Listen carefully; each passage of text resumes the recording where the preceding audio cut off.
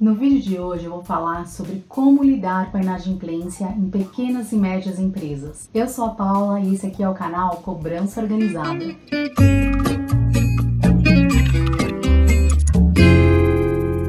Em 2016, o Sebrae analisou as causas de fechamento de empresas abertas entre 2011 e 2012.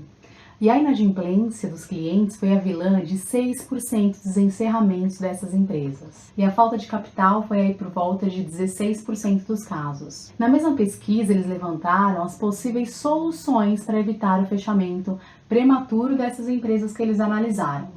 E a primeira seria melhorar o planejamento do negócio, salvaria aí por volta de 18 delas, e ter uma gestão financeira mais eficiente. 13% dessas empresas estariam abertas hoje. E aí entra essa questão da inadimplência, que muitas vezes é um ponto cego para as empresas. E um ponto-chave é entender que a inadimplência faz parte da vida de uma empresa, né? E se preparar para minimizar os impactos que ela possa causar no caixa. E é importante prever no planejamento que uma determinada quantidade de clientes não vão pagar. E isso vai acontecer aí por vários motivos. Já prevendo aí, por exemplo, qual vai ser o percentual de inadimplência aceitável para a sua empresa. O quanto a sua empresa aguenta se não receber um percentual do que fatura mensalmente, né? E para começar, você pode encontrar um sinal desse número fazendo algumas análises da sua inadimplência atual. Então você pode começar vendo aí o seu histórico disso, né? Quanto você fatura e quanto você não recebe, e entendendo qual seria um número aceitável para você se manter confortável dentro do mês. E montar estratégias para você receber tudo que você puder, né? E se manter aí abaixo ou até dentro desse percentual aceitável. Mas claro, quanto menor, melhor. Outro ponto é não pensar na inadimplência como uma questão final. É pensar nela desde o início, desde o processo da venda. Então essa é uma estratégia importantíssima para você ter mais controle e reduzir os riscos de inadimplência. Hoje a empresa tem uma gestão, né, tem uma política de crédito, então eu faço uma análise antes de vender parcelado ou ainda em boleto, por exemplo, né? Então um passo inicial é pensar em estruturar essa análise de crédito e tentar garantir que uma determinada pessoa ou empresa vai ter condições de pagar por um produto ou serviço, né? Então, se você hoje não tem uma política pré-estabelecida, vai ser importante você pensar nisso, para poder diminuir o risco de não receber ou até mesmo reduzir também as possibilidades de fraude. E essas regras da política de crédito devem ser definidas aí junto com a área comercial, para que vocês possam pensar, entender, né, até onde a empresa aceita determinado risco e quais seriam aí os parâmetros ou as ferramentas que vão te ajudar a analisar para quem vender ou não. E se vender, em quais condições, né? Então eu vou consultar aí o SPC, o Serasa, vou ver se a pessoa já deve ou se já deveu para a própria empresa, né? Ou ainda tenho a possibilidade de trazer uma análise de crédito mais personalizada, né? Com algumas ferramentas do mercado. Não necessariamente a política de crédito restringe a venda, mas ela pode definir aí que para um perfil é melhor não vender a prazo, já receber aí logo o dinheiro, né? Então, optar pelo recebimento à vista, por exemplo. O segundo ponto no início do processo é definir quais os meios de pagamento que vocês vão usar, né? Que vocês vão aceitar, porque isso também vai te ajudar a ter um pouco mais de previsibilidade nos recebimentos. Então, receber à vista é o melhor dos mundos, mas isso nem sempre é possível, né? E aí, disparado, o melhor meio de recebimento é o cartão de crédito, ou cartão à vista, né? Porque a operadora autoriza ou não o débito. E quando ela autoriza, você tem aí uma garantia de recebimento. Claro que se ela autorizar, ainda existe a possibilidade de contestação por utilização do cartão indevidamente ou não reconhecimento do lançamento, né? Mas tudo isso aí vão ser as exceções. Então esse é um meio de pagamento que traz muito mais previsibilidade para o caixa. O segundo é o débito em conta. Então, se você tem aí um serviço recorrente, né, aquele que é mensal, pode ser interessante entender como colocar o débito automático na conta corrente do cliente, pelo menos nos principais bancos que você trabalha hoje. Porque aí Se ele tiver saldo, você não fica na mão dele ter que lembrar de pagar o boleto na data, né? Você já tira da frente essa falta de pagamento por esquecimento, por exemplo. E esses meios de pagamento são um pouco mais caros, sim, mas em contrapartida, eles são mais seguros para o seu negócio. Porque quanto vai custar você ter que cobrar esse cliente, né? Então é legal colocar isso aí na ponta do lápis, né? Fazer essa conta para saber o que vale mais a pena. O terceiro ponto, que pode acontecer aí em paralelo, né, com a organização dos processos no momento da venda e as formas de pagamento que você oferece, você pode focar aí na organização da cobrança dos clientes que realmente não pagaram. E aí é entender que a cobrança, ela faz parte da trilha do cliente na empresa. É mais um lugar de relacionamento com o cliente. E como que você vai fazer isso? Eu sempre falo que é muito contraditório tratar o cliente aí de maravilha na hora da venda e tratar ele mal quando ele fica inadimplente. Então é lembrar que ele está inadimplente e que ele não é inadimplente, né? Ele pode resolver a questão financeira dele aí a qualquer momento e voltar a comprar ou até mesmo indicar a sua empresa para outras pessoas. E nem sempre é intuitivo, mas é importante a gente ter em mente que o cliente percebe quando o processo de cobrança não tem ritmo ou tá aí desorganizado. E isso não é lá muito estimulante para ele querer pagar. Porque lá no inconsciente dele, se isso não é uma prioridade para você, também não vai ser uma prioridade para ele, entendeu? Então, muitas vezes é o momento de entender como a sua empresa trata a cobrança.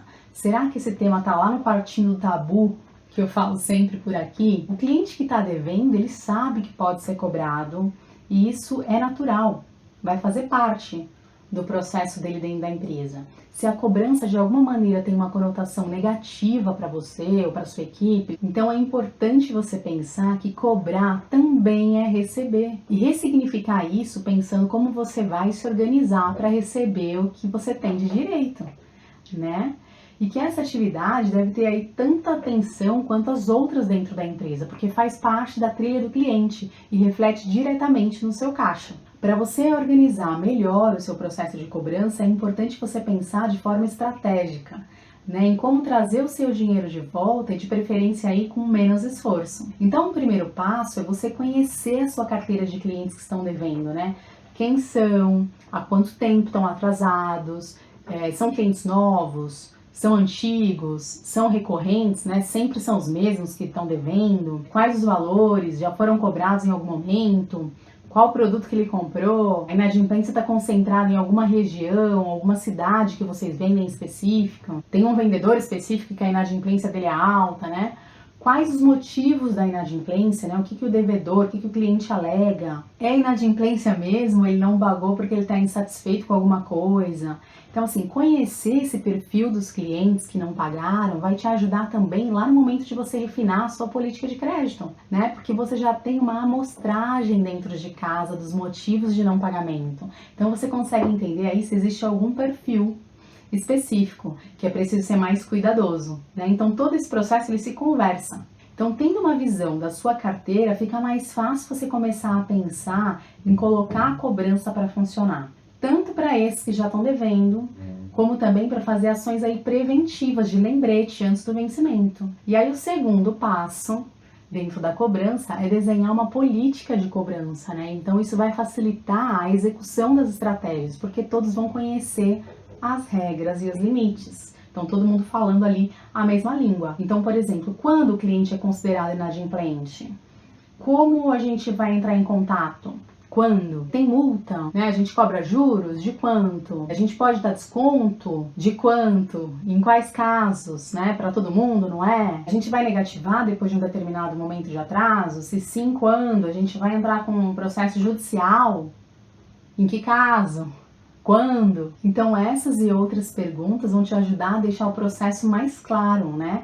E quando surgirem exceções, também é importante que você tenha aí um responsável para analisar, para não ficar pulando aí coisas que não foram previstas de galho em galho, né? Cada hora com uma pessoa. E depois de ter clareza, então, sobre a sua política de cobrança, sobre as regras, né, da cobrança, você pode começar a definir quais serão as ações de cobrança e quando elas serão executadas. Então, o terceiro passo quais são as estratégias, né, que eu vou usar para falar com esse cliente, quais as ferramentas eu vou precisar. Então eu vou enviar aí um e-mail, um SMS, um WhatsApp, uma carta, né? De quanto em quanto tempo, né? Quais os textos de cada um? Quando eu vou ligar? Eu tenho que definir um script para orientar essa ligação. Então é importante você definir aí uma régua de cobrança, com as ações, as datas, a história que essa régua vai contar para o cliente em cada mensagem ou contato. Essa régua de cobrança é você poder colocar as ações em uma linha do tempo. Então, quando eu envio cada uma, então é um mapa das ações. E você pode entender que é interessante você ter, às vezes, réguas diferentes para grupos de devedores, porque eles podem ter aí situações diferentes, situações específicas, né? Então, uma estratégia pode ter segmentação desses clientes por perfil, porque alguns grupos vão precisar de mais atenção do que outros para chegar no pagamento. E você vai entendendo que você não precisa colocar a mesma energia na carteira inteira.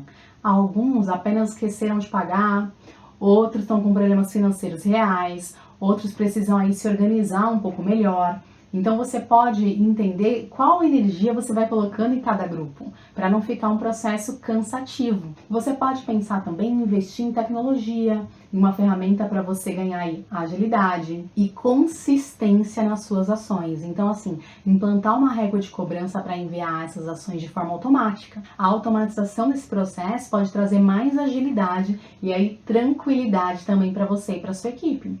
E a agilidade é um ponto-chave para a cobrança, porque quanto mais a dívida envelhece, fica mais difícil de receber. E isso tem que estar muito claro. O sucesso da sua cobrança está muito relacionado ao time, né? Quando você começa a fazer isso.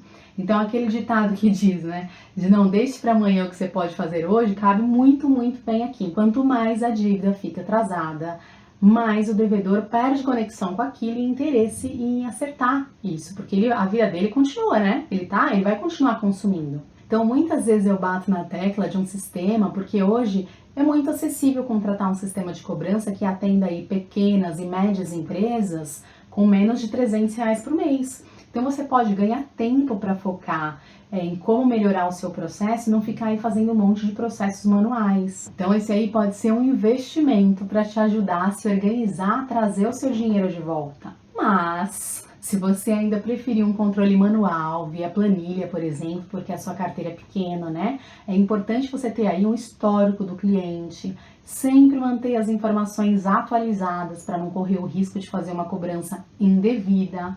E também não se perder aí na hora de cobrar. Então, ter acesso fácil às negociações efetuadas, enviar lembretes de vencimento também dessas parcelas das negociações, né? Manter o seu processo vivo e rodando. Então, assim, negociei com o devedor, então é legal mandar um lembrete antes do vencimento, para manter aquilo vivo, né? E o quarto passo é se preparar para negociar. Então, na hora do contato, pode ser comum encontrar aí uma certa resistência de alguns clientes, né?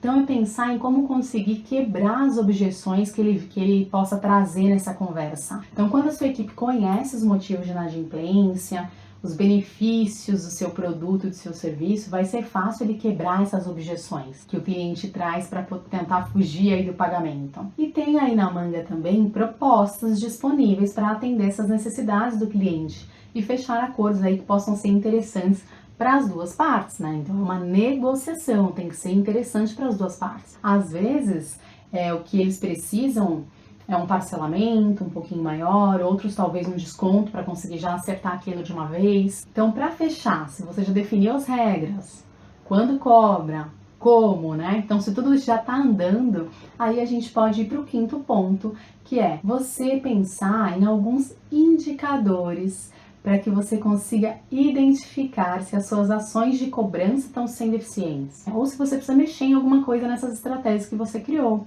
Será que você está conseguindo contato com todo mundo que você tenta? Se não, você precisa pensar em melhorar essa sua base de dados, né? Fazer um enriquecimento de dados, por exemplo. Trazer novos telefones, novos e-mails para sua base. De todos os acordos que você faz, quantos foram quebrados, né? Quantos a pessoa faz o acordo e depois some no mapa? Qual a minha meta de recuperação, né? Eu tô alcançando essa meta, eu não tô, se eu não tô, por quê? O que eu poderia fazer ali para eu chegar mais próximo dessa meta que foi estabelecida, né? para eu chegar pelo menos próximo ou menos da minha inadimplência aceitável que a gente tinha falado antes. Então tudo isso está conectado. Eu sempre falo aqui que não adianta escolher aí um monte de indicadores, é melhor focar em alguns que estejam mais ligados às estratégias para você entender se elas estão funcionando. E a ideia aqui hoje foi trazer então alguns pontos para que você possa repensar em como lidar com a inadimplência na sua empresa, mesmo que o valor seja pequeno.